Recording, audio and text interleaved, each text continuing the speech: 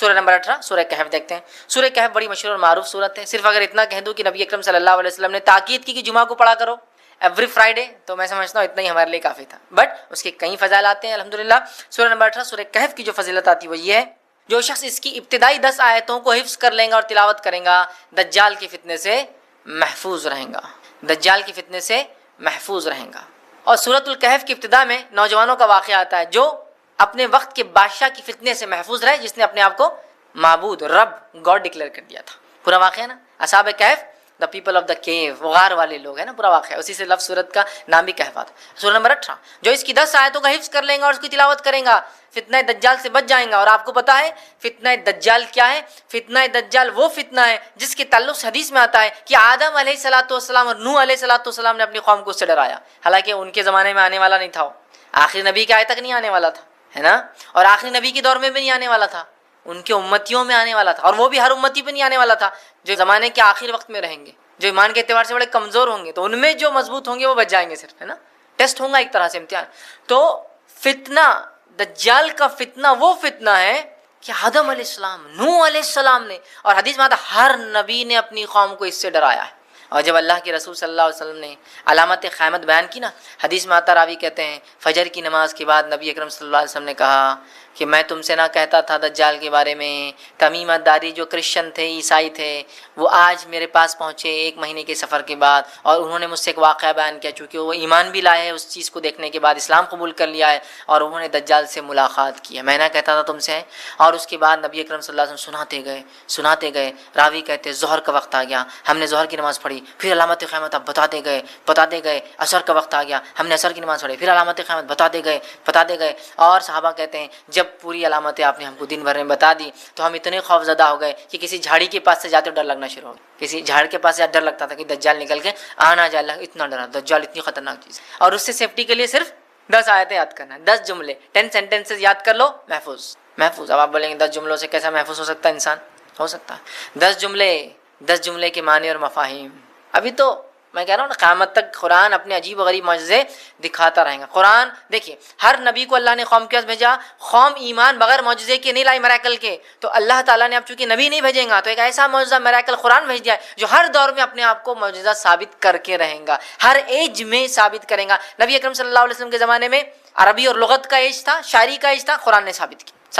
اس کے بعد کے زمانوں میں فلسفوں کو لوگوں نے آگے کیا، قرآن نے ثابت کیا. آج سائنس اور ٹیکنالوجی قرآن ثابت کرتا ہے، کل کوئی اور دور ہوگا قرآن وہاں بھی اپنے آپ کو ثابت کرتا ہے. تو اس کی 10 آیتیں سورۃ الکہف کی، صحیح مسلم کی روایت ہے، ابو درداء رضی اللہ عنہ فرماتے اور کہتے ہیں رسول اکرم صلی اللہ علیہ وسلم فرمایا جس نے سورہ کہف کی پہلی 10 آیتیں یاد کر لی وہ فتنہ دجال سے محفوظ کر لیا گیا. یاد کرو، سمجھو اس کو، اس کے معنی مفہوم پہ غور کرو، فتنہ دجال سے انشاءاللہ ہم بچ جائیں گے. ٹھیک ہے. اسی طرح جو ہے سورہ کہف کی آخری 10 آیت تلاوت کرنے والا فتنہ دجال سے محفوظ رہے گا. پہلی 10 آیتیں یاد کرنے والا، آخری 10 آیتیں تلاوت کرنے والا محفوظ رہے گا. یاد بھی کر لے، یاد کرنا ہے تو مسئلہ نہیں. اور کچھ علماء لکھتے ہیں ہو سکتا ہے دونوں سے فائدہ، واللہ عالم، چونکہ طبرانی کی روایت میں الفاظ اس طرح سے، ابو سعید خدری رضی اللہ عنہ راوی کہتے ہیں رسول اللہ صلی اللہ علیہ وسلم فرمایا جس نے سورۃ الکہف کو اس طرح پڑھی جس طرح نازل ہوئی تو وہ اس کے لیے قیامت کے روز نور ہوں گی، مکہ سے لے کر جس جگہ وہ رہتا وہاں تک کے لیے نور. انڈیا سے وہاں پڑھے تو وہاں تک اتنا بڑا نور رہے گا، جس جگہ سے مکہ تک اتنا بڑا نور اس کے لیے ثابت ہوگا. اور جس نے سورہ کہف کی آخری 10 آیتیں پڑھی فتنہ دجال سے اس سے کوئی نقصان نہیں پہنچے گا. تو 10 آیتیں یاد کر لی تو بھی بچ گیا، آخری 10 آیتیں پڑھ لی تو بھی بچ گیا. ٹھیک ہے. اور میں بھی ہو سکتا دونوں بھی اس کا معنی ہو کہ پہلی بھی پڑھ لے، 10 بھی بعد کی بھی پڑھ لے، انشاءاللہ انسان محفوظ. اسی طرح جمعہ کی روز سورہ کہف کی تلاوت کرنے والے کے لیے 2 جمعوں کے درمیان ایک روشن نور ہوتا ہے. 2 جمعے کے درمیان روشن نور ہوتا ہے. یہ حاکم اور بیہقی کی روایت یاد رکھیں. اسی طرح جو ہے سورہ کہف کے بعد السلام علیکم. سورہ کہف جو ہے اس کو پڑھنے کی کیا فضیلت ہے؟ بھائی نے سوال کیا کہ سورہ کہف کی کیا فضیلت ہے. دیکھیے سورہ کہف کو اگر انسان جمعے کے دن پڑھے تو اس جمعہ سے لے کر اگلے جمعہ تک سورہ کہف ایک نور جیسا اس کے لیے رہتا ہے. دوسری فضیلت ہے سورہ کہف کی ابتدائی 10 آیتیں جو یاد کر لے وہ دجال کے فتنے سے محفوظ رہیں گا. تیسری ایک فضیلت ہے کہ جو سورہ کہف کی آخری 10 آیتوں کی تلاوت کرے انشاءاللہ وہ بھی دجال کے فتنے سے محفوظ رہیں گا. ٹھیک ہے. تو یہ سورۃ الکہف کی چند فضائل، اس کے علاوہ بھی آتے ہیں لیکن یہ چند فضائل. اس طرح ایک صحابی سورۃ الکہف ایک مرتبہ پڑھ رہے تھے، آسمان سے ایک روشنی نازل ہو رہی تھی، صحابی نے روک دی تلاوت. بعد میں آپ نے فرمایا کہ ایسا میں نے دیکھا تو کہا وہ سکینت تھی، اگر تم پڑھتے رہتے تو تم اس کو اترتا ہوا دیکھتے ہیں, مطلب فرشتے سکینت لے کر آتے ہیں. تو سورۃ الکہف کے بہرحال بڑے فضائل ہیں, تو آپ جمعہ کو کم از کم اس کو پڑھیں. ایک جمعہ پڑھنے سے دوسرے جمعہ تک یہ نور جیسا چمکتا ہے. دوسرا, اس کی 10 آیتوں کو یاد کر لے ابتدائی, یہ دجال کے فتنے سے محفوظ رہنے کی وجہ بنے گا. تیسرا, اس کی 10 آیتوں کو آخری تلاوت کریں, انشاءاللہ اس سے بھی دجال سے انسان محفوظ رہیں گا اور اس کے پڑھنے سے سکینت نازل ہوتی ہے. نبی اکرم صلی اللہ علیہ وسلم فرمایا, ابو سعید خدری رضی اللہ عنہ اس حدیث کے راوی فرماتے ہیں, کہتے ہیں جو کوئی جمعہ کے دن سورۃ الکہف کی تلاوت کرے تو اللہ تعالیٰ اس کے لیے 2 جمعہ کے درمیان جو ہے نور روشن کر دے گا. جو کوئی جمعہ کے دن سورۃ الکہف کی تلاوت کرے تو اللہ 2 جمعوں کے درمیان اس کے لیے نور کو روشن کر دیتا ہے. اور لائٹ, روشنی کبھی فائدہ مند چیز ہے, اس میں انسان کو دکھتا ہے, اور اندھیرا نقصان دہ اس لیے کہ اس میں آپ نہیں جانتے کیا آگے ہو سکتا. تو نور ہدایت آپ کے لیے کر دیتا ہے کہ 2 جمعہ کے بیچ میں یہ نور چمکتا رہتا ہے. آپ کے لیے کیا کرنا ہے, اس دن سورۃ الکہف کی تلاوت کرنا ہے پورے جمعہ میں. تو جمعہ کب چالو ہوتا ہے, جمعرات کی رات سے, تو وہاں سے لے کر تو دوسرے دن تک کبھی بھی کر سکتے. کوئی ضروری نہیں جمعے کی نماز سے پہلے, کوئی ضروری نہیں جمعے کی نماز کے بعد, کوئی ضروری نہیں جمعہ کے دن فجر کے بعد. آپ مغرب کے بعد سے لے کر جمعرات تھرسڈے گزر گیا, مغرب ہو گئی, وہاں سے لے کر سیکنڈ ڈے تک کر سکتے ہیں. ایک ساتھ بیٹھ کے کیجیے, یا ایک ساتھ نہیں ہو سکتے کسی وجہ سے تو توڑ توڑ کے کیجیے, انشاءاللہ کوئی مسئلہ نہیں کہ بھائی کچھ شروع کر دیا پھر بیچ میں ٹائم آ گیا نماز وغیرہ جا کے پھر آپ کا کنٹینیو کر لیا, ماشاءاللہ ایک ہاف این آور ہارڈلی زیادہ سے زیادہ ختم ہو گیا آپ کا سورۃ الکہف. ضرور پڑھے.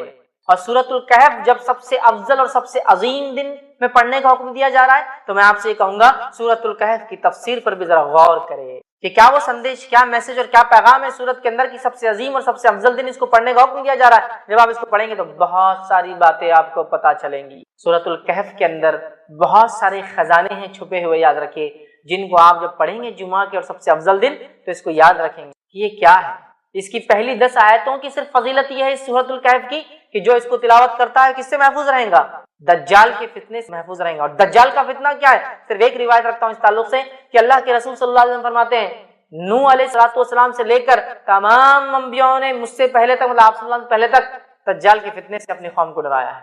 نوح علیہ السلام پہلے رسول انسانی کی طرف بھیجے گئے, ان سے لے کر تمام انبیاءوں نے کس سے ڈرایا اپنی قوم کو, دجال سے. اور دجال کے فتنے سے بڑا کوئی فتنہ نہیں ہوا ہے, اس لیے تمام انبیاءوں نے ڈرایا ہے. اور صحابہ کو جب اللہ کے رسول صلی اللہ علیہ وسلم نے بات بیان کی, صحابہ کانپنے لگے اور ڈر گئے, کیونکہ وہ جانتے تھے آخری نبی کے بعد اس کا آنا تو طے ہے, لیکن ڈرانا پہلے نبی سے چالو.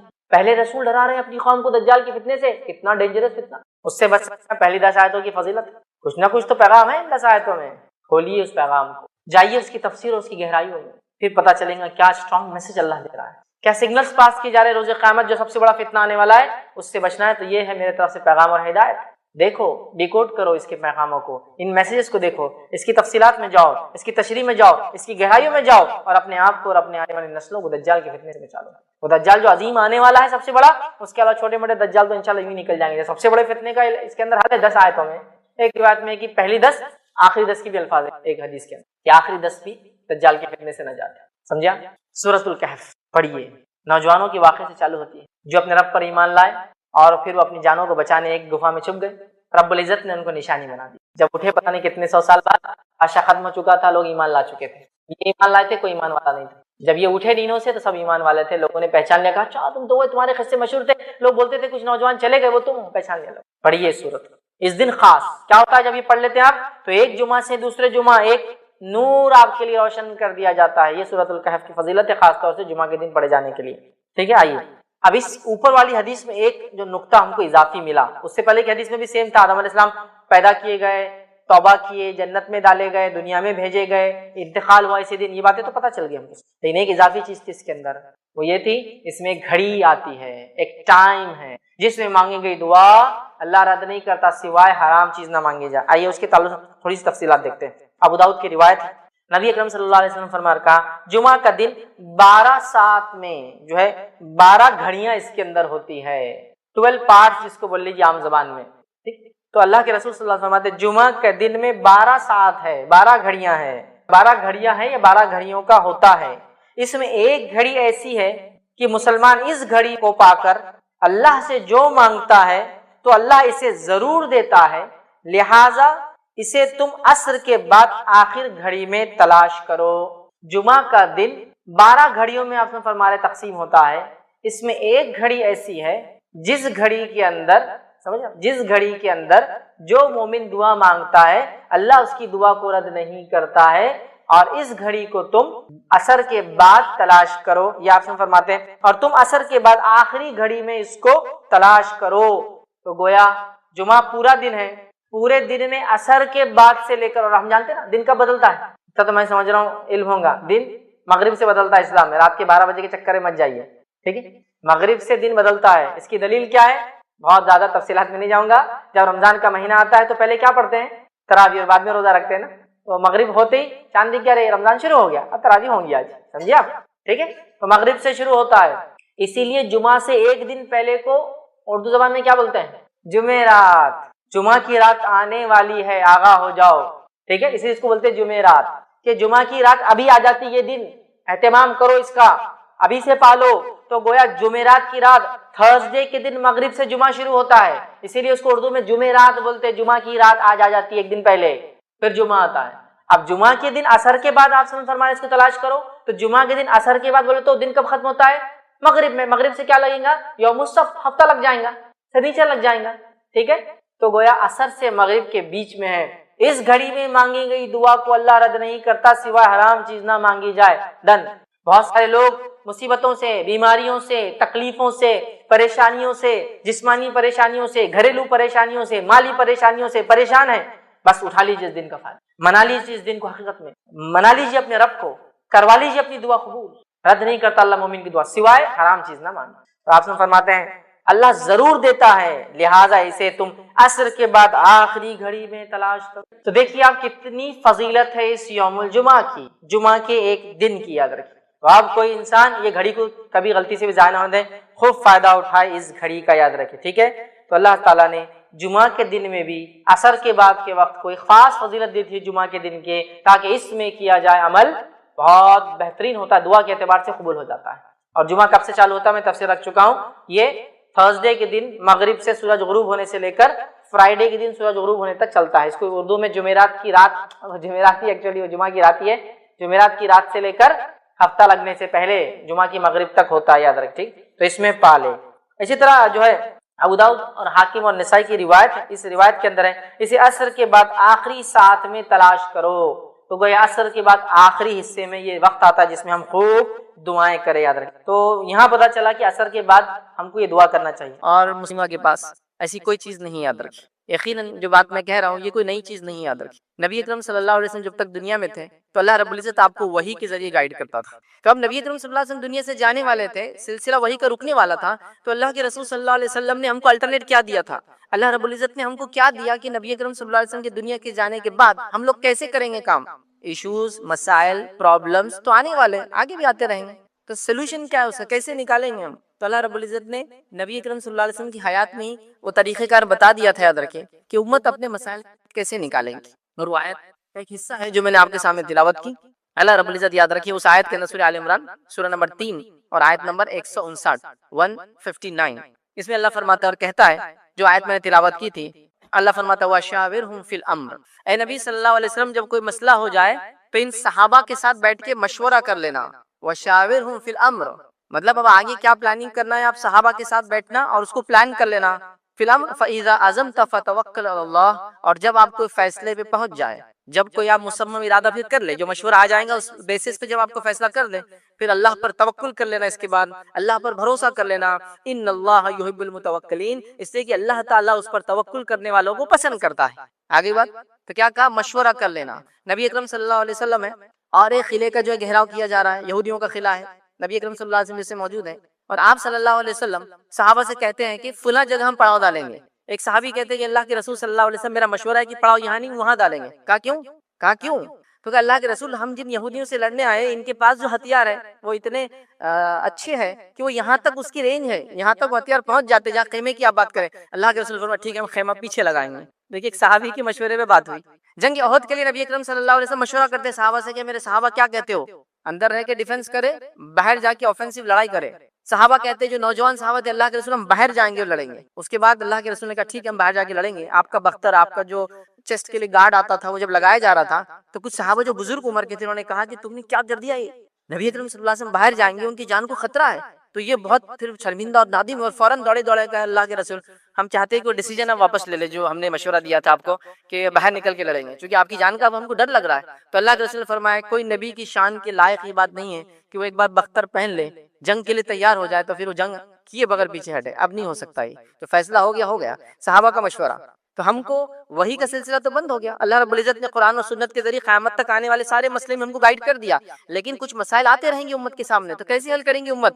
یہ طریقہ ہے، وہ ہے وَشَاوِرْهُمْ فِي الْأَمْرِ، چلو مشورہ کرتے ہیں مسائل کے اوپر، فَإِذَا عَزَمْتَ فَتَوَكَّلْ عَلَى اللَّهِ، پھر جب فیصلہ کر لو اس معاملے میں، اس مشورے کے اندر، پھر اللہ پر توکل کرو، اللہ توکل کرنے والوں کو، اپنے بھروسہ کرنے والوں کو پسند کرتا ہے۔ تو یہ ہے طریقہ آگے چلنے کا، اور یہ جو میں نے شروع میں کہا تھنک ٹینک، ایسے لوگ جو سوچے امت کے بارے میں، یہ آیت اس کی دلالت کرتی۔ آئیے دوسری آیت اللہ رب العزت کیا فرماتا ہے اس آیت کے اندر، اور یہ آیت یاد رکھیں سورہ نساء، اس کی آیت نمبر جو ہے 83 ہے، 83 نمبر کی آیت ہے۔ اللہ فرماتا ہے اور کہتا ہے، اور جب ان کے پاس امن یا خوف کی کوئی خبر جو ہے پہنچتی ہے، یہ منافقین کے بارے میں بات ہو رہی، جب ان کے پاس کوئی خوف کی امن کی خبر پہنچتی ہے تو اس جو ہے اسے مشہور کر دیتے ہیں۔ تو منافق کیا کرتے ہیں، اس سنی باتوں پہ چیزوں کو مشہور کر دیتے تھے، جیسا خبر آ گئی نعوذ باللہ مسلمان ہار گئے، بس مشہور کر دیا، پہلے خبر آ گئی کہ مشرکین بہت تعداد میں آ رہے، پھیلا دیا مسلمانوں میں، تاکہ ایک ڈر خوف ہو جاتا نا، اب کسی فوج سے پہلے کو پھیلا دے وہ اتنے بڑے فلاں ہیں۔ تو اللہ فرماتا ہے اور جب ان کے پاس امن یا خوف کی کوئی خبر آتی ہے، پہنچتی ہے، تو اس کو وہ مشہور کر دیتے ہیں، اور اگر اس کو پیغمبر مطلب رسول اللہ صلی اللہ علیہ وسلم اور اپنے سرداروں کے پاس، اولو الامر جو ان کے اندر ہے، ذمہ دار جو صحابہ ہیں، ان کے پاس پہنچاتے تو تحقیق کرنے والے اس کی تحقیق کر لیتے۔ تو یہ بات پھیلانے سے پہلے منافقین کیوں نہیں ایسا کرتے کہ اللہ کے رسول صلی اللہ علیہ وسلم کے پاس چلے جائے، ان صحابہ کے پاس، جو اولو الامر تھے، ہر صحابی ایک درجے کا نہیں تھا، یاد رکھیے، ہے نا، ابوبکر صدیق ہے اس کے اندر، عمر بن خطاب ہے اس کے اندر، عثمان بن عفان ہے اس کے اندر، علی بن ابی طالب اور دیگر، یاد رکھیں جن کا درجہ ظاہر سی بات ہے سب سے اعلیٰ ہے۔ تو کیوں نہیں جاتے اور اپنے سرداروں کے پاس، نبی اکرم صلی اللہ علیہ وسلم خود موجود ہے، بڑے بڑے صحابہ ہیں، ان کے پاس پہنچاتے اور وہ تحقیق کر لیں گے، اور تحقیق کر کے جو ہے کر لیتے۔ اگر تم جو ہے اللہ کا فضل تم پر اور مہربانی نہ ہوتی تو چند اشخاص کے سوا سب شیطان کے پیروکار ہو جاتے۔ یہ فالتو خبریں سن کر، یہ فیک نیوزیں سن کر، یہ صرف جو باتیں یہ منافقین نے مشہور کر دی ہے، اگر یہ باتیں تم سنتے تو سب شیطان کے پیروکار ہو جاتے، مطلب اس پہ کوئی ڈیسیجن لے لیتے تم، فلاں قوم نے آپ پہ حملہ کرے، جبکہ انہوں نے حملہ نہیں کیا، وہ صرف آپ سے بات کرنے آئے، بات مشہور کر دی، اب مسئلہ ہو گیا نا۔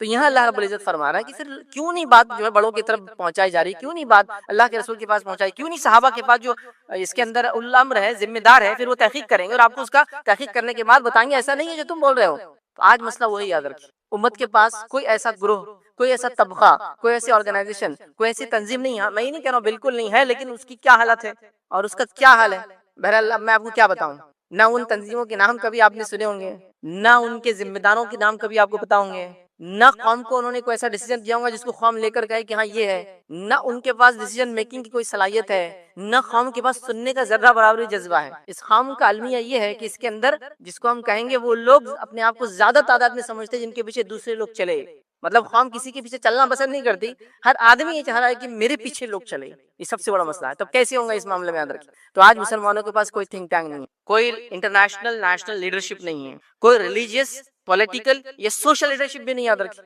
آئیے ہم دوسری قوموں کی مثال لیتے ہیں۔ دنیا کے اندر ایک بڑا مذہب ہے، مسلمانوں سے زیادہ ان کی تعداد ہے، عیسائیت۔ عیسائیت کے اندر ایک بڑا طبقہ جس کو کیتھولک بولتے ہیں، یاد رکھیں، ٹھیک ہے، کیتھولک ان کے اندر ایک بڑا طبقہ، یاد رکھیں۔ ان کے پاس ایک عالمی لیول کی لیڈرشپ ہے، اور وہ پہلے سیاسی لیڈرشپ بھی تھی اور مذہبی لیڈرشپ بھی تھی۔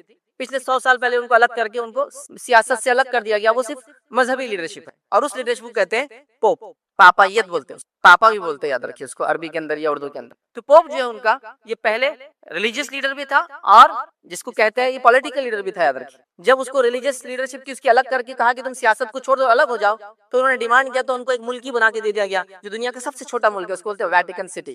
چونکہ ظاہر سی بات ہے ان کو وہ ذہنی طور سے بھی رکھنا تھا کہ ٹھیک ہے آپ کو ایک الگ ہی ملک بناتے ہیں، اس کی کرنسی بھی اپنی ہے، اس کا اسٹیمپ بھی اپنا ہے، اور دنیا کا سب سے چھوٹا ملک ہے، آدھے میل بائی آدھے میل کا وہ ملک ہے، یاد رکھیے، مطلب بمشکل 700 میٹر بائی 700 میٹر کا پورا کنٹری، یاد رکھیے، اس کو بولتے ہیں ویٹیکن سٹی، اٹلی کے اندر آتا ہے۔ تو اس کو سیاست سے الگ کر دیا، مذہب اس کو رہنما کر دیا، تو پورے کیتھولک چرچ اس کو آج بھی مانتا ہے۔ مطلب یہ کہ اگر اس نے کہہ دیا کہ فلاں چیز ہو تو سارے لوگ بعمل ہو جاتے ہیں، تو ایٹ لیسٹ ان کے پاس ایک ریلیجیس لیڈرشپ ہے۔ آپ کیا بتائیے کون سی لیڈرشپ ہے؟ اگر آپ یہ کہتے ہیں کہ ہم جو حرم کے امام کو جو لیڈر مان لیں گے، تو ہم میں سے تو ایک بڑا طبقہ کہتا ہے وہ تو کافر ہے، تو وہ ظاہر سی بات ہے لیڈرشپ کیسی ہوں گی؟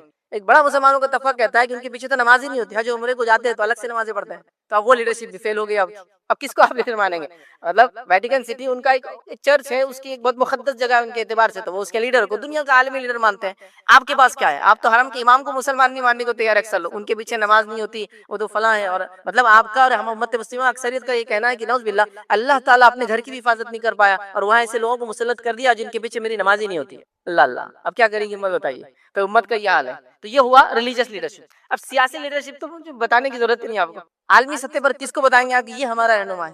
میں دیگر دنیا کے ممالک کے 50 بڑے بڑے ایسے اشخاص کے نام لے سکتا ہوں کہ آپ کہیں گے ہاں یہ عالمی لیڈر ہے. ان کو دیکھ کے لگتا ہے کہ ملک اور ملت کے لیے انہوں نے اور اپنے اسٹیٹ کے لیے کچھ نہ کچھ کیا. ایک فہرست ہے بھائی، ایک لمبی، مطلب اتنی لمبی ہے یہود و نصارہ کی اور دیگر اقوام عالم کی کہ میں اس کو گنا بھی نہیں سکتا ہوں.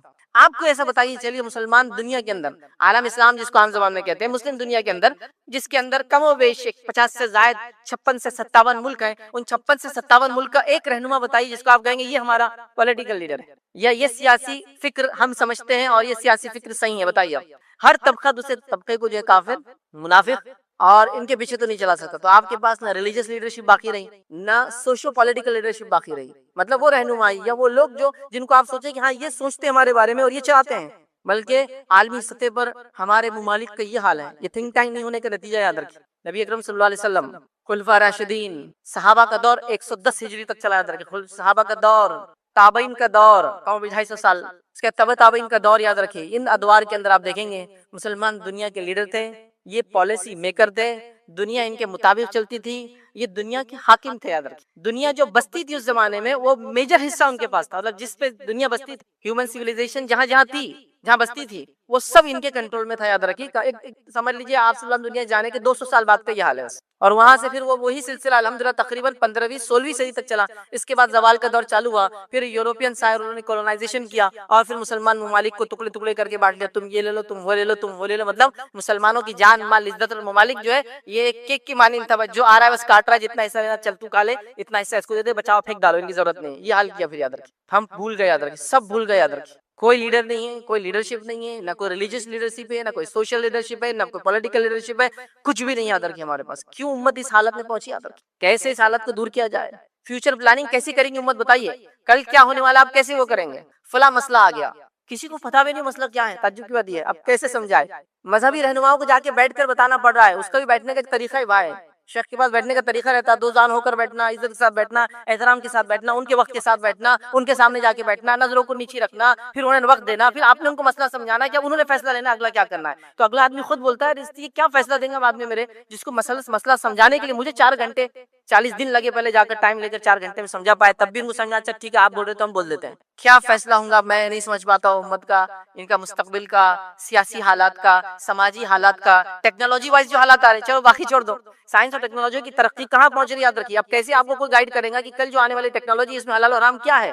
کھانے پینے سے لے کر دوائیوں سے لے کر ہر چیز میں ٹیکنالوجی کس لیول پر جا رہی ہے آپ سوچ بھی نہیں سکتے. مطلب جو چیزیں پہلے سمجھ میں نہیں آتی، دکھتی نہیں تھی، وہ آپ محسوس کر سکتے ہیں. جو پہلے آپ مثال لے لیجیے میرے، آپ نے انگور کھایا، اس سے پہلے آپ بیج والا انگور کب کھایا تھا آپ نے سے پہلے؟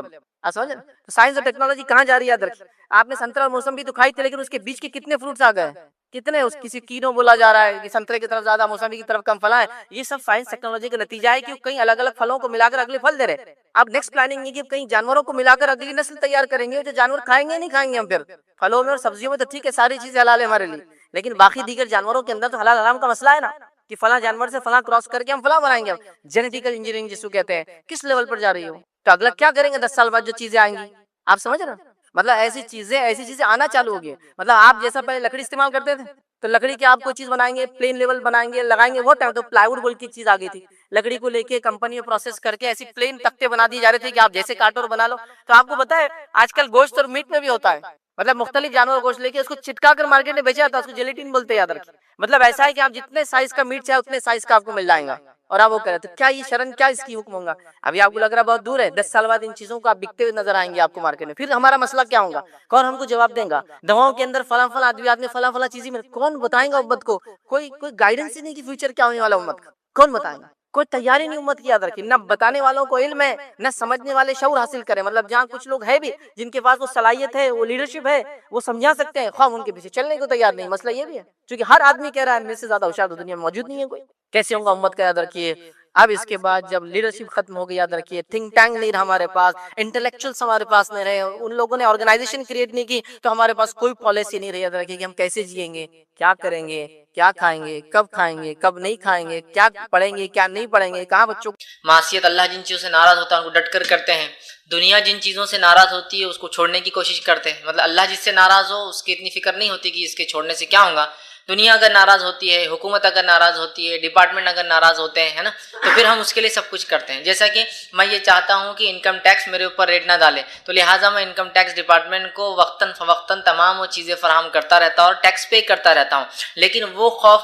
جو انکم ٹیکس ڈپارٹمنٹ کے تعلق سے دل میں ایک نظر آ رہا ہے، اتنا خوف زکوٰۃ کے معاملے میں نظر نہیں آتا ہے کہ اگر زکوٰۃ نہیں دوں گا تو جو ہے کائنات کا بنانے والا مالک میری پکڑ کرے گا، مطلب گویا انکم ٹیکس سے اس لیے ڈر لگتا ہے کہ ڈپارٹمنٹ پکڑ لیں گا، مال پر ہاتھ ڈالیں گا، ہے نا، عزت پر بات آ سکتی ہے، لوگ جب گرفتار ہو کے جائیں گے نہیں پے کرتا تھا، ہے نا، لیکن یہی ڈر کبھی اللہ کے معاملے میں نظر نہیں آتا کہ اگر ہم زکوٰۃ برابر نہ دے تو اللہ بارش کو روک دیں گا، اللہ ہمیں جو نقصان پہنچائیں گا، ہماری جان و مال کی حفاظت جو اللہ چھوڑ دیں گا، یاد رکھیں جس مال کی زکوٰۃ دی جاتی ہے اللہ اس کی حفاظت کرتا ہے، تو وہ ڈر نظر نہیں آتا۔ تو میں یہ کہنا چاہ رہا ہوں کہ آج دنیا کے بہت سارے خوف ہمارے دل میں ہیں، آج دنیا کی بہت سارے ڈر ہمارے دل میں ہیں، لیکن جیسا ڈر اللہ سے ہونا چاہیے، جیسا ڈر جہنم سے ہونا چاہیے جو اللہ رب العزت نے بنائی ہیں، جیسا ڈر اللہ کے غضب سے ہونا چاہیے کہ کہیں اگر ہم گناہ اور معصیت کے کام زندگی میں نہ چھوڑے تو اللہ غضب کریں گا، اللہ سخت پکڑ کریں گا، اللہ سخت پرسش کریں گا، اللہ جو ہم سے سوال کرنے والا ہے، اتنا ڈر نظر نہیں آتا جتنا دنیا کے معاملات میں ٹیچر کیا سوال کریں گا، ایگزام میں پیپر میں کیا آ جائیں گا، ڈپارٹمنٹ کیا مجھے فلاں کریں گے، اگر یہ کام نہیں کروں گا تو اس کا اثر میں تجارت پر ایسا آئے گا، تو ہم دنیا کے سارے ڈر اپنے دل میں لیے ہوئے سوائے اس ڈر کے جو اللہ کا ڈر ہمارے دل میں ہونا چاہیے، اور یہ بہت اہم چیز ہے یاد رکھیے، خشیت الہی جس کو ہم اللہ کا ڈر، ٹھیک، اس لیے کہ جب یہ نکل جاتا ہے تو انسان بے باک ہو کر گناہ کرتا ہے، اور جب یہ ہوتا ہے تو ہر گناہ سے پہلے اس کو کہیں نہ کہیں دل میں ایک ملامت ہوتی ہے، اور بہت سی بار وہ ملامت وہ گناہ اس کو آمادہ کرتے ہیں کہ انسان جو ہے نیکی کی طرف جو آئے، تو یہ بڑی اہم بات ہے، یاد رکھیے اس چیز کو سمجھنا یہ وقت کی ضرورت ہے۔ ہم جیسا دیگر چیزوں سے دنیا میں ڈرتے ہیں اس سے کئی گنا زیادہ ہمیں اللہ کا ڈر ہونا چاہیے، اور ایسا ڈر جو ہمیں صحیح سمت میں لے کر چلے، ایسا ڈر جو ہمیں گناہوں سے بچنے میں جو مدد کرے، ایسا ڈر، ایسا خوف، ایسی خشیت اللہ کی کہ جو ہمیں جو ہے معصیت کے کاموں سے روک لی، بڑی اہم چیز ہے۔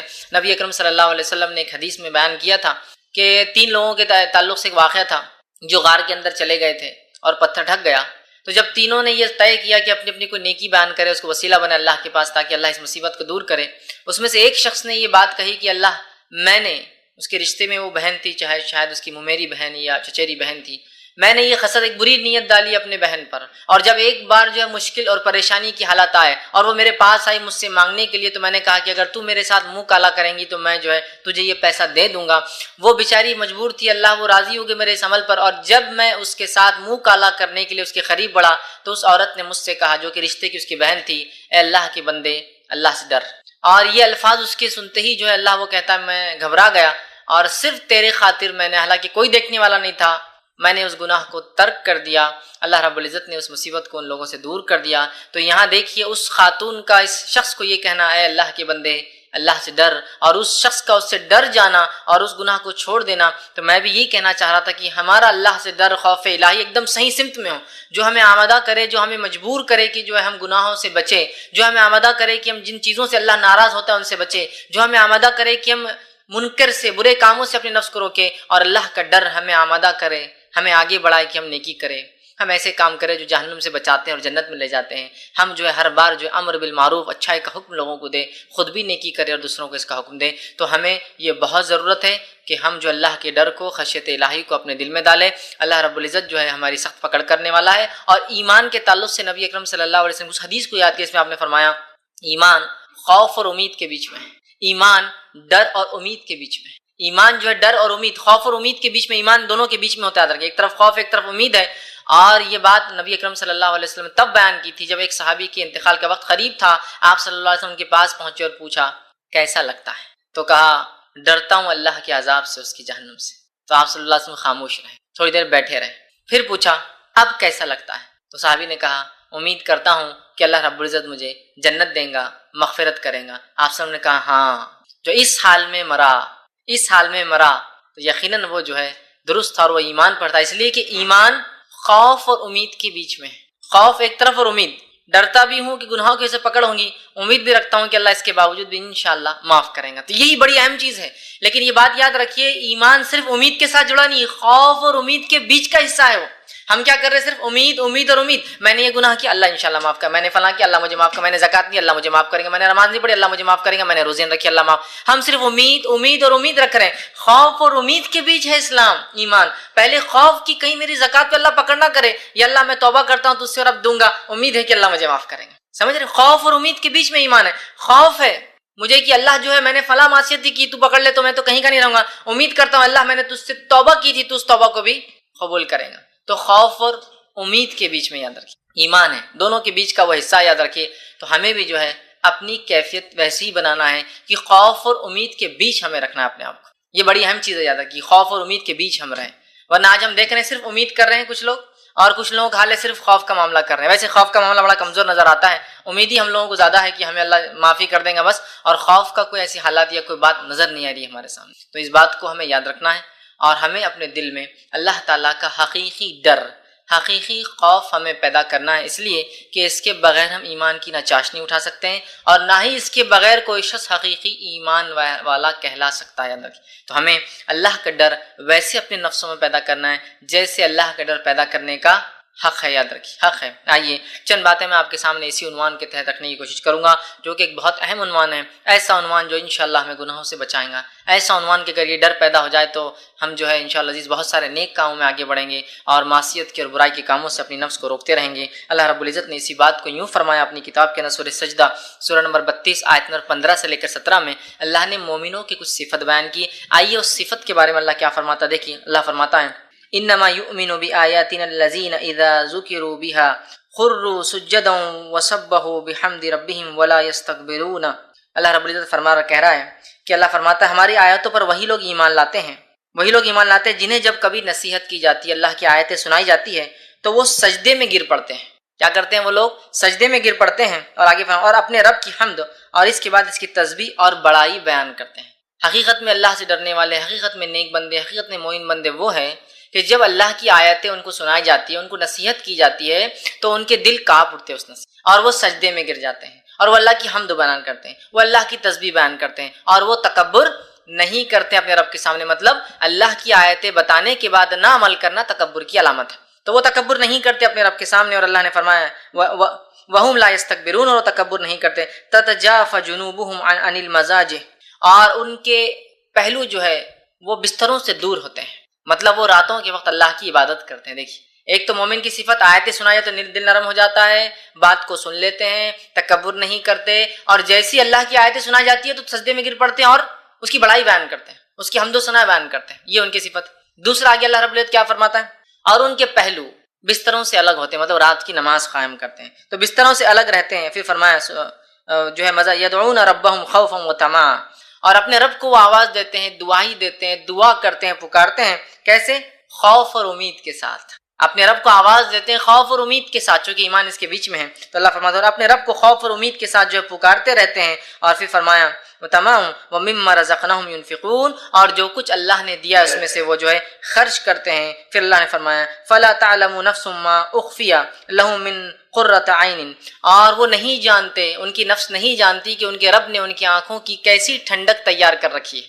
مطلب جنت کی بات ہو رہی کہ وہ لوگ جانتے نہیں, حالانکہ ان کی آنکھوں نے دیکھا نہیں ہے کہ ان کے رب نے کیا ٹھنڈک تیار کر رکھی, پھر بھی وہ اللہ کی آیتوں پر نرم ہوتے ہیں, سن لیتے ہیں, سجدے میں گرتے ہیں, تکبر نہیں کرتے, راتوں میں نمازیں قائم کرتے ہیں, اللہ نے رزق دیا خرچ کرتے ہیں, خوف اور امید سے اللہ کو پکارتے ہیں. اللہ نے فرمایا اور وہ حالانکہ جانتے نہیں کہ ان کے رب نے ان کے لیے کیا تیار کر رکھا آنکھوں کی ٹھنڈک کے لیے. مطلب چونکہ غائب کی بات جنت ہے, جزاء بما كانوا يعملون, یہ بدلہ ہوگا ان لوگوں کا جو دنیا میں وہ کیا کرتے تھے. تو یہاں مومنوں کی جب صفت گنوائی تو ایک صفت گنوائی خوفوں, کہ وہ خوف کے ساتھ اپنے رب کو آواز دیتے, پکارتے ہیں, خوف اور امید کے ساتھ اپنے رب کو پکارتے ہیں. ٹھیک, تو ہمیں بھی اس بات کو سمجھنا ہے کہ اللہ کا ڈر, خشیت الہی ایک بڑی اہم چیز ہے, اور اپنی نفسوں میں ہمیں پیدا کرنا ہے, اپنی اولاد کی تربیت اس پر کرنا ہے, اپنے آپ کو اس کے لیے تیار کرنا ہے. ورنہ اگر یہ پارٹ, یہ حصہ نکل گیا تو جس بے باکی سے آج دنیا کی محبت کا اظہار کرتے ہیں, دنیا کے پیچھے بھاگ رہے ہیں, وہ کبھی ختم ہونے والی. یاد رکھیے جب تک کہ ایک انسان اللہ کا ڈر حقیقی معنوں میں اپنے دل میں نہ ڈال لے، جیسا کہ صحابہ، تابعین، تبع تابعین کی ہم زندگی دیکھیں، سلف صالحین کی حقیقت میں وہ اپنے رب سے ڈرنے والے تھے اور خوف اور امید کے ساتھ اپنی زندگی جیتے تھے۔ آج افسوس کی بات ہے ہم صرف امید امید امید اور امید کے ساتھ جی رہے ہیں، جبکہ خوف اور امید دونوں کے بیچ میں ایمان ہے۔ خالی امید کے ساتھ ایمان جڑا نہیں، خوف بھی ہو امید بھی ہو، اس دونوں کے بیچ میں ایمان ہے۔ تو ہم صرف جو ہے خوف کی بات، ہم ایمان کی بات مطلب جس کو کہیں گے، ہم صرف بات کریں امید کی، خوف بھی ہونا چاہیے۔ نبی اکرم صلی اللہ علیہ وسلم نے حدیث میں جو ہے اس تعلق سے اللہ کے ڈر، خشیت الہی کے تعلق سے بیان کیا، اور یہ جو ہے روایت جامع ترمذی کی ہے۔ آپ صلی اللہ علیہ وسلم نے فرمایا اور کہا، اللہ سے ڈرنے والوں کے تعلق سے حدیث ہے اور یہ حدیث قدسی ہے۔ آپ نے فرمایا اور کہا، اخرج من النار من ذکرنی یوما او خافنی فی مقام۔ اللہ رب العزت فرماتا ہے اور کہتا ہے اخرج من النار، کہ اللہ رب العزت روز قیامت یہ حکم دیں گا فرشتوں کو، اخرج من النار، نکال لاؤ ان لوگوں کو جہنم کی آنکھ سے۔ حدیث قدسی ہے، مطلب حدیث قدسی وہ حدیث ہوتی ہے جس میں اللہ کے رسول صلی اللہ علیہ وسلم سیدھا اللہ سے بیان کرتے ہیں، تمہارا رب بیان کرتا، اللہ نے بیان کیا۔ تو اللہ کیا بیان کر رہا ہے سنیے، کہ اللہ تعالیٰ روز قیامت حکم دیں گا کہ آگ میں سے نکال لاؤ فرشتوں، کن لوگوں کو؟ من الناری ذکرنی یومن، جس نے مجھے یاد کیا ہو کبھی کسی دن، مطلب سچے دل سے۔ یاد تو ہم روز ہی کرتے ہیں اللہ کو، لیکن سچے دل سے نہیں۔ قرآن بھی پڑھ رہے ہیں تو خیالات کہیں اور رہے، نماز بھی پڑھ رہے تو خیالات کہیں اور رہے، تسبیحات بھی پڑھ رہے تو سارے مسجد کا چکر لگا لے رہے کہ کون کیا کر رہا ہے، تو ہر چیز میں سچے دل سے جس نے مجھے ایک دن بھی یاد کیا ہو نکال لاؤ۔ اور آگے فرمایا یومن او اخافنی فی مقام، اور کبھی مجھ سے ایک بار ڈرا ہو اس کو بھی نکال کے لا لو جہنم سے۔ حقیقت میں کہ گناہ کرنے ہم جا رہے ہو اور اس گناہ کے وقت اللہ کے ڈر کی وجہ سے گناہ چھوڑ دے، لوگوں کے ڈر سے نہیں، یا رشتہ دار کیا کہیں، نہیں، صرف ایک کوئی نہیں تھا، جیسا کہ اس آدمی کا واقعات کیے جو اپنی بہن کے ساتھ ہی رشتے کی منہ کالا کرنا چاہتا تھا۔ وہ عورت نیک تھی لیکن مجبور تھی، اس نے آخر میں کہا جب آدمی بڑھنے لگا، اے اللہ کے بندے اللہ سے ڈر، اور وہ آدمی پیچھے ہٹ۔ یہ اللہ کا ڈر ہے، یہ بڑی اہم بات ہے، یاد رکھیے، یہ بڑی اہم بات ہے۔ تو اللہ کا ڈر، یا پھر یوسف علیہ السلام کو یاد کیجئے، جب جو ہے اس عورت نے یوسف علیہ السلام کے ساتھ منہ کالا کرنا چاہا، جسے مصر کی جو ہے بیوی نے، تو یوسف علیہ السلام کو کوئی دیکھنے والا نہیں تھا، بس اللہ کا ڈر، خشیت الہی، کہ وہاں سے بھاگ کھڑے ہوئے اور اپنے آپ کو انہوں نے محفوظ کر لیا اس عورت سے، اللہ نے ان کو بچا لیا۔ تو یہ بڑی اہم چیز ہے، اللہ کا ڈر، خشیت الہی۔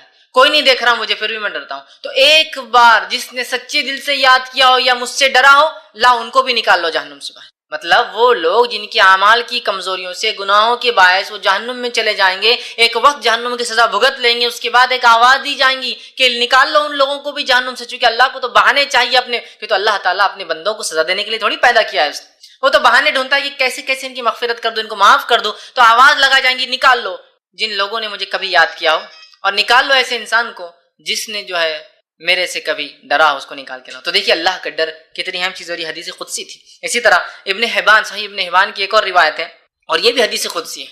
اللہ کے ڈر کے تعلق سے اتنی ساری باتیں قرآن حدیث میں آتی ہے، اس کو جمع کرنا ہی ممکن نہیں۔ یہ بھی حدیث قدسی ہے، دیکھیے آپ نے کیا فرماتے ہیں، اور یہ صحیح ابن حبان کی روایت ہے، خشیت الہی کا اس میں دیکھیے کیسا معاملہ ہے، اور اللہ کے رسول صلی اللہ علیہ وسلم فرماتے ہیں، اللہ فرماتا ہے، کیا فرماتا ہے، غور سے سنیے۔ اللہ فرماتا ہے وَعِزَّتِي، قسم ہے میری عزت کی۔ کون قسم کھا رہا ہے؟ اللہ تعالیٰ اپنی عزت کی قسم کھا رہا ہے، جو سب سے زیادہ باعزت ذات ہے، اور وہی ذات ہے جس سے تمام لوگوں کو عزت اور شرف دنیا میں ملتا ہے نا۔ ہم دنیا میں عزت کے الگ الگ پیمانے بناتے، کوئی مالداری، حسب، نسب، خاندان، عزت کے وہ پیمانے نہیں، پیمانہ یہ ہے کہ اللہ جس کو عزت دیتے بس وہی عزت والا ہے۔ وَعِزَّتِي، اللہ کہہ رہا ہے، تو عزت کی قسم ہے میری، خود اللہ اپنی قسم کھا رہا ہے کہ میری عزت کی قسم ہے، لا اجمع علی عبدی خوفین وامنین، میں کبھی بھی اپنے بندوں پر دو خوف اور دو امن کو ایک ساتھ جمع نہیں کروں گا۔ سبحان اللہ، کیا معنی؟ دو خوف اور دو امن کو اللہ ایک ساتھ جمع نہیں کرے گا۔ آگے خود اللہ رب العزت اپنے نبی کو بتا رہا ہے حدیث قدسی میں، کیا معنی ہے؟ اللہ فرماتا ہے اذا اخافنی فی الدنیا، جو دنیا میں مجھ سے ڈرا، تو اللہ فرماتا دنیا، امنتہ یوم القیامہ، تو میں اس کو قیامت کے دن امن دے دوں گا۔ پھر آگے فرمایا وَإِذَا أَمِنَنِي فِي الدُّنْيَا، اور جس کو دنیا میں امن دے دیا، اخفتہ فی الآخرہ، تو اس کو میں خوف دوں گا آخرت میں۔ اس کا کیا معنی ہے؟ معنی یہ ہے، جو انسان دنیا میں اللہ سے ڈرتا رہا اور برائی سے رکتا رہا تو آخرت میں امن میں رہیں گا، اور جو انسان دنیا میں اللہ سے بے باک ہو کر جو چاہے کرا، مطلب دنیا کی زندگی امن سے گزار لیا، تو آخرت میں اللہ کا خوف اس کو ملے گا۔ میں دو خوف اور دو امن کو کسی بندے پہ اللہ فرمانا جمع نہیں کروں گا، جو دنیا میں خوف سے جی آخرت میں امن ملیں گا، جو دنیا میں امن سے جی آخرت میں خوف ملیں گا۔ یہ امن سے مراد دنیا میں من چاہا کام کیا تو آخرت میں جو ہے ڈرے گا وہ جہنم میں جائے گا، اور دنیا میں مجھ سے ڈر ڈر کر عمل سے رکتا رہا برے کاموں سے تو جنت میں امن کے ساتھ رہے گا۔ تو اللہ رب العزت دو امن اور دو خوف کو اپنے بندے پر جمع نہیں کرتا ہے۔ تو دنیا میں ڈر گیا، آخرت میں نکل گیا، کامیاب ہو گیا۔ دنیا میں نکل گیا کہ جو چاہے کیا، آخرت میں ڈر گیا، سمجھ رہے ہیں؟ اور آخرت کا ڈر جہنم ہے، اور دنیا کا ڈر عمل کرنے کا دل تو چاہتا ہے لیکن اللہ نے چونکہ منع کیا نہیں کر سکتا، بس یہ ہے۔ بہت سے لوگ بولتے ہیں اللہ نے یہ دل میں ڈالنا ہی نہیں تھا بات گناہ کی، کتنا مزہ آتا تھا نا۔ تو جب دل میں گناہ کی بات رہتی نہیں تو پھر نیکی اور بدی کا معاملہ ہی کہاں ہوتا، اور جنت جہنم کا فیصلہ ہی کیوں کرتا؟ اللہ فرشتوں کے ساتھ ہم کو پیدا کرتا، بولتا جاؤ تم بھی گھومتے رہو بس۔ یہ ایک اللہ نے ایسا کیوں کیا، کیوں ہم کو پیدا کیا، یہ اس کی مرضی تھی، واللہ عالم، یہ ہم نہیں جانتے۔ اور مالک سے غلام کو کوئی حق نہیں ہے پوچھنے کا، سوائے اس کے کہ مالک خود بتا دے کہ بھائی کیوں میں نے کیا یہ، لیکن ہم کو حق نہیں چیلنج کرنے کا۔ اب کام یہ ہے کہ ہم پیدا کر دیے گئے ہیں، جو کہا جا رہا ہے بس عمل کیا جائے، بس ختم، یہ اب کام ہے ہمارا۔ اب ہم سوچیں گے نہیں اللہ نے ہم کو خامخواہ پیدا کر دیا اب ہم سے سوال کریں، نہیں، ہو گیا۔ اب جو بتایا جا رہا ہے وہ کرنا ہے، کیوں کیا وہ بعد میں اللہ تعالیٰ کا فضل ہوگا ہم پہ رحم کی، بتا دے نہ بھی بتائے تو اس کی مرضی، سمجھ رہا بات کو؟ تو پیدا کر دیا، اب کام کرنا ہے ہم کو، اچھے نیکی کرنا ہے، یاد رکھیے۔ تو یہاں دیکھیے کہ اللہ تعالیٰ نے جس کو دنیا میں جس نے خوف کھایا تو ہم دیکھیے خشیت الہی کی اہمیت، آخرت میں امن میں رہ گیا، اور دنیا میں جس نے موج مستی کر لی، منمانی کر لی، دنیا کی زندگی گزار لی اس کے مطابق اچھی، تو آخرت میں اس کو بہت ڈرنا پڑے گا اپنے رب سے۔ تو دو خوف اور دو امن کبھی جمع نہیں کرتا اللہ تعالیٰ ایک بندے پر۔ صحیح بخاری کی ایک روایت ہے، اور اس روایت کے اندر بھی دیکھیے ایک شخص کا خوف الہی، اللہ کا ڈر، اللہ سے جو وہ ڈرتا تھا، گاڈ فیئرنگ تھا وہ، اس ڈر نے اس کے ساتھ کیا کیا ذرا سنیے۔ صحیح بخاری کی روایت ہے، ابو ہریرہ رضی اللہ عنہ حدیث کے راوی فرماتے ہیں نبی اکرم صلی اللہ علیہ وسلم نے فرمایا، کہا کہ تم سے پہلے زمانے میں ایک شخص تھا، اس شخص کی جب موت کا وقت قریب آیا تو اس نے اپنے بیٹوں کو بلا کر کہا جب میں مر جاؤں تو مجھے جلا دینا، جلا کے میری راکھ کو پیسنا اور مختلف پہاڑوں پر مختلف زمین پہ جا کر اس کو ہوا کے ساتھ اڑا دینا۔ کیوں؟ تو آگے وہ کہتا ہے جلا دینا اور میری راکھ پیس کر ہوا میں اڑا دینا، اللہ کی قسم اس نے مجھ پر اگر گرفت کی تو مجھے سخت سزا دے گا، اور ایسی سزا کہ کسی کو اس نے نہیں دی ہوں گی۔ بیٹوں سے کیوں کہا اس نے مجھے جلا کے اڑا دینا؟ کہ اللہ کی قسم میں نے اتنے گناہ کیے زندگی میں کہ اللہ میری مرتے ہی گرفت کرے گا، اور ایسی سخت گرفت کرے گا میرے گناہوں کی وجہ سے کہ جیسی گرفت اس نے کسی کی آج تک کی ہی نہیں ہوں گی۔ مطلب وہ انسان بہت زیادہ گناہ کر چکا تھا، اور اس کا اللہ سے جو ڈر تھا اس گناہوں کی وجہ سے، اس ڈر نے اسے مجبور کیا کہ اپنے بیٹوں کو ایسی وصیت کرے۔ اس کے بیٹوں نے چونکہ اس نے وصیت کی تھی، وہ مر گیا، اسے جلایا، اس کی راکھ کو پیسا اور الگ الگ جگہ پہ اڑا دیا۔ اللہ رب العزت نے جو ہے فوراً حکم دیا زمین کو، اور ایک حکم سے وہ آدمی جمع ہو کے اللہ کے سامنے کھڑا ہو گیا۔ اب اللہ نے اسے سوال کیا، میرے بندے کیوں کر کے آیا تھا ایسی وصیت دنیا میں کہ مجھے جلا دینا، جلا کے اڑا دینا الگ الگ جگہ، کیوں کر کے آیا تھا ایسی وصیت؟ تو وہ جو ہے حکم دے تو وہ جمع ہو گیا، وہ شخص زندہ تیار ہو گیا۔ اللہ نے پوچھا، اللہ نے اسے فرمایا تجھے کس چیز نے ایسا کرنے پر آمادہ کیا؟ تو اس نے کہا اللہ تیری خوف نے، میرے گناہ اتنے زیادہ تھے دنیا میں کہ تیرا ڈر مجھے لگا کہ میرے رب کے سامنے کیا جواب دوں گا، رسوا ہو جاؤں گا نا اللہ کے سامنے، تو میں کیا جواب دوں گا، تیرے ڈر نے مجھے یہ مجبور کیا۔ اللہ رب العزت اس کے اس ڈر سے اتنا خوش ہوا کہ اسے بخش دیا اور مغفرت کر دی۔ خوف الہی اتنی بڑی چیز ہے کہ گناہ گار انسان کے گناہ بھی بخشے جا سکتے ہیں اگر حقیقی اللہ کا ڈر ہو۔ یہ نہیں کہ بس نماز ہوئی، نماز کے بعد کچھ تو بھی کرے، توبہ توبہ توبہ۔ بہت سے لوگ کرتے ہیں بس چلو اب گناہ ہو گئے معاف، لیکن پھر نماز سے نکلے وہی نیت کے ساتھ کہ اگلے کو دھوکہ کیسا دوں۔ حج کو گئے، توبہ توبہ توبہ توبہ، اب کوئی گناہ نہیں، لیکن حج اس لیے کر کے آیا کہ پرانا اکاؤنٹ کلیئر ہو جائے، اب نئے سے سرے سے جرم کروں۔ سمجھ رہے؟ ہم لوگوں کا عمل مزاج یہ بن چکا ہے۔ نہیں، اس شخص نے گناہ کیے تھے، جانتا تھا اللہ کی پکڑ ہے، جانتا تھا اس کی جہنم ہے، اس کی پکڑ بہت سخت ہے، اس ڈر نے اسے مجبور کیا کہ اس نے حکم اور وصیت دی مجھے جلا دو۔ اللہ رب العزت کے لیے کیا ناممکن تھا، اس نے حکم دیا، مٹی نے اسے اٹھا کے کھڑا کر دیا، وہ زندہ اللہ کے سامنے کھڑا ہو گیا۔ اللہ نے سوال کیا کہ کس چیز نے تجھے مجبور کیا تھا کہ تو یہ کہے؟ تو کہا اللہ تیرا ڈر۔ اس شخص کو گناہ تو کیے تھے لیکن اپنے رب سے حقیقی ڈر تھا کہ میرا رب میری گرفت کرنے والا ہے، میرا رب میری پکڑ کرنے والا ہے۔ تو اس ڈر نے اسے مجبور کیا، اور رب العزت نے اس ڈر کو اتنا پسند کیا۔ اللہ پسند کرتا ہے جو بندے اس سے ڈرتے ہیں، توبہ کرتے ہیں، کہ اس نے معاف کر دیا۔ اللہ کا ڈر سے مراد یہ ہے کہ ہم گناہوں سے بچیں، نیکیوں کی طرف آمادہ ہو، اچھے کام کرے، برائی سے اپنی نفس کو روکے۔ یہ بات یاد رکھیے، نہیں تو اللہ کا ڈر بولے تو بس کچھ تو بھی آپ ڈر سمجھ رہے، توبہ کر رہے پھر معاملہ نہیں، حقیقی ڈر۔ تو اس شخص کو حقیقی ڈر تھا اپنے گناہوں کی وجہ سے کہ میں جہنم میں نہ جاؤں، اللہ رب العزت نے اس کو جو ہے معاف کر دیا اس کے ڈر کی وجہ سے۔ تو اللہ کا ڈر بڑی اہم چیز ہے۔ آئیے اسی طرح جو اللہ کے ڈر کہ اس حدیث سے معلوم ہوتا ہے کہ اللہ کتنا معاف کرنے والا ہے، کہ اگر اس سے کوئی ڈرا تو وہ معاف کرتا ہے۔ اور اللہ تعالیٰ کے عرش کے سائے کے نیچے کون کھڑے ہوں گے؟ ان کھڑے ہونے والوں میں سے بھی ایک شخص وہی ہے جو اللہ سے ڈرتا تھا۔ حدیث صحیح بخاری کی، اور آپ صلی اللہ علیہ وسلم نے فرمایا کہ سبعۃ یظلھم اللہ فی ظلہ یوم یوم لا ذل الا ذلہ، کہ 7 لوگ ایسے ہیں جو اس روز سائے میں ہوں گے جس روز کی اللہ کے سائے کے علاوہ کوئی سایہ نہیں ہوگا۔ 7 لوگ 7 پیپل، مطلب 7 وہ لوگ جو اللہ کے سائے کے نیچے ہوں گے اس روز جس روز اللہ کے سائے کے علاوہ کوئی سایہ نہیں ہوگا۔ پہلا کون ہے؟ انصاف کرنے والا بادشاہ۔ پہلا شخص جو اللہ کے سائے میں روز قیامت ہوگا وہ انصاف پسند حکمراں، بادشاہ، خلیفہ، لیڈر یا جج جو ذمہ دار ہو لوگوں کے اندر فیصلہ کرنے، انصاف پسند پہلا انسان۔ دوسرا فرمایا اور فرمایا کہ اس جوان کو جو شروع جوانی سے اللہ کی عبادت کرتا رہا ہو، ایسا نوجوان جس کی جوانی کی ابتدا سے جوانی کی انتہا تک وہ اللہ کی عبادت کرتا رہا ہو، مطلب اس کا جوانی کا فیز سٹارٹ سے اینڈ تک وہ اللہ کی عبادت میں گزرا ہو۔ اور انسان جوان ہوتا ہے 10 سال سے، بالغ ہو جاتا ہے نا 10 سال کا اسلام، اس لیے عبادتیں فرض ہو جاتی ہے۔ 10 سال سے شروع ہوتا ہے تو کم و بیش یہ عمر کا جو ہے 30، 33 یا 35 سال تک یہ چلتا ہے۔ کہ سب سے حدیث میں الفاظ ہے نا، انسان جنت میں اس حالت میں جائے گا جو دنیا میں سب سے خوبصورت تھا، اور وہ اپنی عمر کے مرحلے میں 30 سے 33 کے بیچ کی عمر ہوگی، مطلب 30 سے 33 کی عمر اس کی ایسی عمر ہوتی ہے جس عمر میں سب سے زیادہ طاقتور ہوتا ہے، اور اس کے بعد پھر ڈھلان شروع ہو جاتی ہے 33 کے بعد، بیماریاں یہ وہ ڈھلتے جاتا ہے۔ تو اس لیے میں بھی کہہ رہا ہوں کہ 10 سے لے کر کم و بیش 30، 33، 35 تک یہ پیریڈ ہے، یہ جوانی کہلائیں گا، جو کہ آپ دیکھیے 25 سال کا کم و بیش مرحلہ ہو رہا ہے۔ تو جس کی ابتدا جوانی کی کیسے ہوئی؟ جس کی جوانی کی ابتدا ہوئی عبادت میں، اور جس کی جوانی کی انتہا مطلب اس نے اپنی ساری جوانی کو اللہ کی عبادت میں گزارا، ایسا بھی انسان جنت میں ہوگا۔ یہ بڑی اہم چیز ہے، اور آج افسوس کی بات ہے ہم نوجوان اپنی زندگیوں کو کیا کرتے ہیں؟ گناہ اور معصیت میں گزارتے ہیں۔ دیکھیے آپ کالج لائف، اسکول لائف کے ایک مرحلے سے آدمی جب ہائر اسکول میں آتا ہے وہ جوان ہو جاتا ہے، 8th اسٹینڈرڈ، وہاں سے لے کر اپنے زندگی پورے کالج لائف، ہمارے نکاح اور ہماری عمر کے 30-35 سال تک ہم صرف معصیت اور گناہ کے کام کریں اللہ، اور اس کے بعد پھر توبہ توبہ توبہ توبہ توبہ، جب عمر ڈھلنے لگی، بیماریاں لا کے لپٹ گئی، اور جس میں ساتھ دینا چھوڑ دیا، سماج نے ساتھ دینا چھوڑ دیا، مال کمانے کی طاقت نہیں رہی، تو پھر توبہ چالو ہو گئی اور اللہ سے بس گڑ گڑا رہے ہیں، دعائیں کر رہے ہیں۔ تو جس نوجوان کی جوانی اللہ کی عبادت میں گزریں گی، دوسرا وہ شخص ہے۔ تیسرا وہ شخص ہے جو شخص جس کے دل مسجد میں لٹکا ہوتا تھا، کہ ایک نماز پڑھتا ہے تو دوسری نماز تک اس کا دل لٹکا ہوا ہوتا ہے بیچ میں، کی کیا ہو رہا ہوگا، کہ میں لیٹ نہ ہو جاؤں، کہ مجھ سے نماز نہ چھوٹ جائے، کہ تاخیر نہ ہو جائے، کہ جماعت نہ مجھ سے چھوٹ جائے، کہ رکعتیں نہ مجھ سے، اس کا دل مسجد میں اٹکا ہوا ہوتا ہے۔ تیسرا شخص وہ ہے۔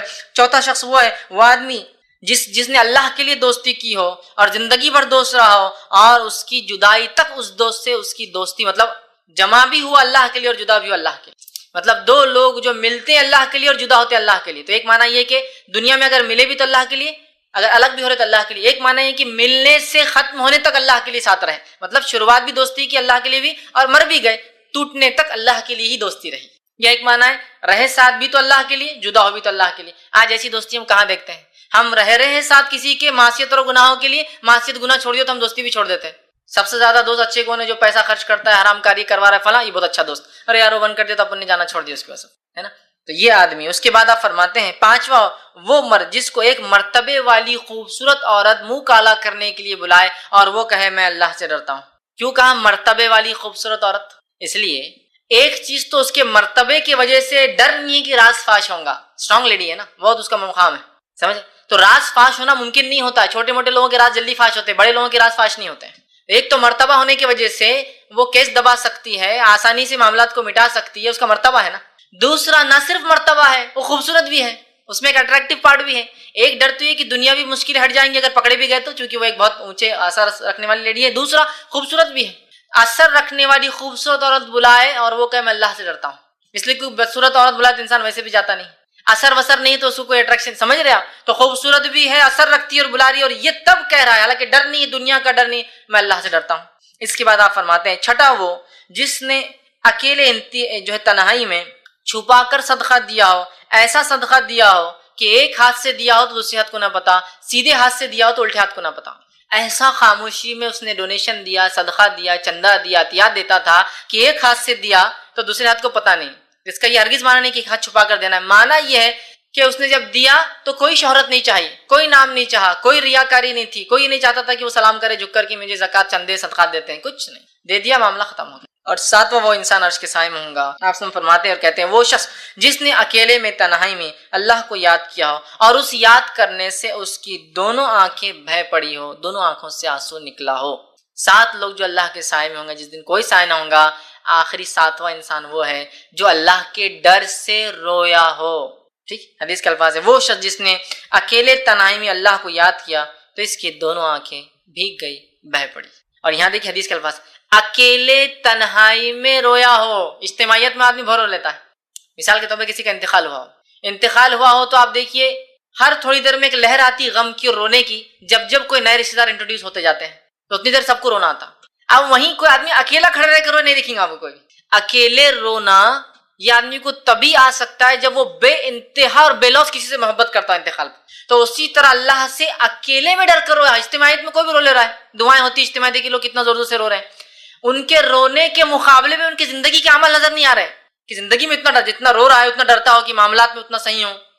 تو اجتماعیت میں تو رو لیتے ہیں. علی بن ابی طالب رضی اللہ عنہ کے زمانے میں ایک انسان مسجد میں رو رہا تھا تو آپ نے فرمایا تیرا بہتر ہوتا اکیلے میں رونا, اس لیے کہ اکیلے میں رونے سے یہ فضیلت کو حامل ہو جاتا کہ اللہ کے لیے رویا نا اکیلے میں. تو دیکھیں حدیث اکیلے میں اللہ کے لیے رویا.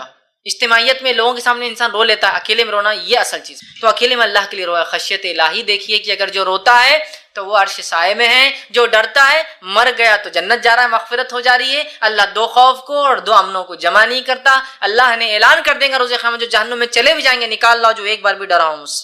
کتنی فضیلتیں خشیت الہی کے اللہ کے ڈر کی, اور اس کے ڈر کی بنیاد پر اپنے اعمال کو تبدیل کرنا ضروری ہے, ورنہ صرف ڈر کی بات ہو رہی ہے اعمال ویسے ہی چل رہے ہیں. ڈر کا معنی ہی تو یہ ہے.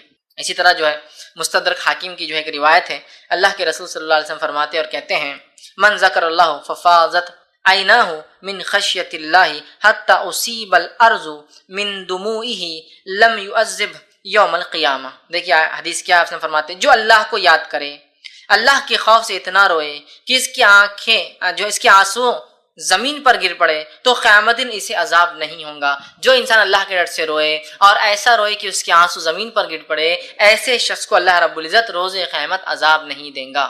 کتنی باتیں آ رہی ہے اللہ کے ڈر کے لیے. مغفرت کے وعدے, مغفرت کی جا رہی ہے. جہنمیوں کو صرف ڈر کی وجہ سے نکالا جا رہا ہے, عرش کے سائے میں صرف ڈر کی وجہ سے رکھا جا رہا ہے. یہاں فرمایا جا رہا ہے جس کے آنسو گرے ہو زمین کے اوپر دونوں آنکھوں سے نکل کر. اور ظاہر سی بات ہے آنسو زمین پر تبھی گرتے انسان جب بہت روتا ہے. جیسا صحابہ کا معاملہ دیکھیے, عمر ابن خطاب رضی اللہ عنہ کے تعلق سے آتا ہے کہ آپ اتنا روتے تھے خوف سے, خبر کے عذاب سے, آخرت کی ہولناکیوں سے, کہ آتا ہے کہ آپ کے آخر وقت میں عمر کے دونوں آنکھوں کے پاس جو ہے 2 لکیریں بن گئی تھی جس سے آنسو کنٹینیو گرنے کی وجہ سے. مطلب فیشیل ایکسپریشنز پہ 2 لائنیں آ گئی تھی جس سے آنسو گرتے تھے ہمیشہ.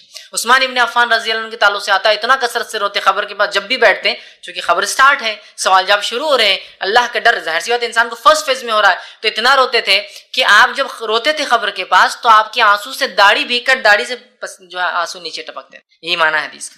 جو اللہ کے ڈر سے رویا, رونے کی وجہ سے آنسو زمین پر ٹپکے. آنسو زمین پر تبھی ٹپک سکتے جب چہرے سے نکل کر وہ داڑھی سے ہوتے ہوئے نیچے کی طرف آتے ہیں. اتنا رویا.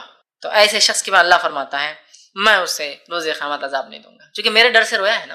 اور جب کوئی انسان حقیقت میں اللہ کے ڈر سے روتا ہے اس کی زندگی تبدیل ہو جاتی ہے. یہ بات ہمیشہ یاد رکھیے, ورنہ میں ایک بار رو رہا ہوں پھر اگلی بار اگلا دھوکہ, پھر دوسری بار رو رہا ہوں پھر تیسری بار دھوکہ, نہیں, اس کی زندگی چینج ہو جاتی ہے جب وہ اللہ کے لیے روتا ہے.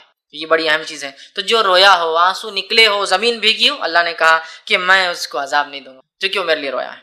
کتنی بڑی بات ہے, کتنی اہم چیز ہے. اور اللہ کے نیک بندوں کا یہ شیوا اور طریقہ رہا ہے کہ وہ خوب روتے تھے, خوب ڈرتے تھے. اور رونا ظاہر سی بات ڈر کی علامت ہے, عاجزی کی علامت. تو اللہ کے نیک بندے حتیٰ کہ انبیاء جو گناہ نہیں کرتے تھے, معصوم عن الخطا ہے, انبیاء تک کثرت سے روتے تھے. اس لیے میں کہہ رہا ہوں نیک لوگوں کی پہچان ہے رونا. وہ گناہ نہیں کرتے پھر بھی روتے زارو خطا. ہم تو گناہ کر کے بھی ڈٹے ہوئے ہیں, وہ گناہ نہیں کر کے بھی روتے ہیں. یہی صفت ہے اچھے بندوں کی, ہم چونکہ ڈرتے اللہ سے ہو. اور جتنا ٹاپ کا اسٹوڈنٹ ہوتا ہے نا وہ اپنے رزلٹ سے اتنا زیادہ خوف کھاتا ہے. بہت سے لوگ بولتے ہیں انبیاء کیوں روتے تھے, ان کو کیا گناہ تو نہیں کیے تھے. نہیں, جتنا ٹاپ موسٹ اسٹوڈنٹ ہوتا ہے اس کو لیسٹ میں بھی سب سے کم مارکس کٹ ہونے کا بھی ڈر ہونے سے اس کو ڈر لگتا ہے کہ ٹھیک ہے میں نے 100% پیپر لکھا لیکن ڈر ہے کہ آدھا مارکس ہینڈ رائٹنگ کی وجہ سے تو نہیں کٹ ہو جائے, اس کو ڈر لگ رہا ہے. فیلئر کو نہیں ڈر لگتا ہے. تو یہ انبیاء ٹاپ موسٹ لوگ ہیں دنیا کے, اس لیے خوف کھاتے رزلٹ سے. تو انبیاء کا یہ شیوا تھا کہ گناہ نہیں کرتے تھے پھر بھی روتے تھے. آج ہم گناہ کرتے روتے نہیں ہیں. آدم علیہ السلام نے جو خطا کی اس کے تعلق سے ایک روایت آتی, کثرت سے آدم علیہ السلام رویا کرتے تھے اس خطا کے لیے. نوح علیہ السلام کے تعلق سے اسلاف لکھتے کہ نوح کا نام نوحہ سے پڑا. اتنا روتے تھے, اتنا, نوحہ سمجھتے نا, نوحہ رونا, اتنا روتے تھے نوح علیہ السلام کہ ان کا نام نوح رکھ دیا گیا نوحہ کی وجہ سے. کیا کثرت سے روتے تھے. کئی انبیاءوں کے تعلق سے آتا ہے کہ بکثرت رویا کرتے تھے, حالانکہ گناہ نہیں کرتے تھے, روتے تھے عاجزی کی وجہ سے. کہ اللہ کی تھوڑے سے بھی پکڑ کر لے, جو خطائیں, چھوٹی خطائیں تو سب سے ہوتی ہیں, اس سے پکڑ لے. تو آدم کو کہا پھلنا کا, علیہ السلام کھا لیا, خطا تو ہوئی ہے نا. نوح علیہ السلام ڈر رہے ہیں روز قیامت, ڈریں گے. صحیح مسلم کی روایت ہے کہ کہیں اللہ مجھے آج میری بددعا کی وجہ سے نہ پکڑ لے جو میں نے اپنی قوم کے خلاف کی تھی. ابراہیم علیہ السلام ڈریں گے جو میں نے توریا بات کو گھما کے پیش کیا تھا 2-3 موقعوں کے اوپر کہ اللہ مجھے نہ پکڑ لے. موسیٰ علیہ السلام ڈریں گے کہیں وہ خپتی کو جو میں نے مکہ مارا تھا میرا مقصد اس کو مارنا ہے لیکن مر گیا ہو, میں کہ پکڑ میں نہ آ جاؤں. بڑے ہیں, ڈر رہے ہیں لیکن خوف کرتے ہیں اپنے. تو بڑی اہم چیز ہے اللہ کا ڈر. آج وہ ڈر ہمارے دل سے جو نکل گیا ہے. مستدرک حاکم کی ہی روایت ہے, خود نبی اکرم صلی اللہ علیہ وسلم کے تعلق سے آتا ہے اور عبداللہ ابن عباس رضی اللہ عنہ فرماتے اور کہتے ہیں جب اللہ رب العزت نے یہ آیت نازل کی یا ایھا الذین آمنوا قوا انفسکم واہلکم نارا, سورہ تحریم سورہ نمبر 66 آیت نمبر 6, جب یہ آیت نازل ہوئی تو آپ صلی اللہ علیہ وسلم سے تلاوت فرمایا تو ایک نوجوان بے ہوش ہو گیا. ایک نوجوان مطلب ایک نوجوان صحابی بے ہوش ہو گیا اور بے ہوش ہو کے بہت زور زور سے شیورنگ جس کو ہلنے لگے. ہو بے ہوشی میں ہوتا ہے نا کبھی آدمی وہ ہوتا بہت تیزی سے ہلنے لگے. نبی اکرم صلی اللہ علیہ وسلم جو ہے اس شخص نوجوان کے نزدیک اور فرمایا کہو لا الہ الا اللہ. اس نوجوان نے کہا لا الہ الا اللہ تو آپ صلی اللہ علیہ وسلم نے اسے بشارت دی اور کہا کہ جو ہے تمہیں میں جنت کی بشارت دیتا ہوں. کیونکہ اس نے جب آیت سنی قوا انفسکم اہلیکم نارا تو اس جہنم کے تذکرے نے اس کو بے ہوشی میں ڈال دیا. اٹھا کہ ہو سکتا ہے اس کے گناہ ہوں گے, ہو سکتا ہے وہ یہ سوچ رہا ہوں میرے گھر والوں کو میں کیسے بچاؤں, وہ بے ہوش ہو گئے. تو صحابہ نے کہ اللہ کے رسول یہ بشارت جو آپ نے ابھی دی جنت کی کیا اس کے لیے ہے ہمارے لیے بھی ہے, اس کو کیوں دی؟ تو آپ نے کہا صرف نوجوان کے لیے. تو کہا ہم نے کیا کیا جو ہمیں بشارت نہیں ہے؟ تو اللہ کے رسول صلی اللہ علیہ وسلم نے فرمایا یہ اس کے لیے مخصوص ہے اس لیے کہ ذالک لمن خاف مقامی وخاف وعید. قرآن کی آیت آپ نے پڑھ کے سنا رکھا اس لیے کہ یہ اپنے رب کے سامنے کھڑے ہونے سے اور خشیت الہی سے گر پڑا, ڈر گیا نا.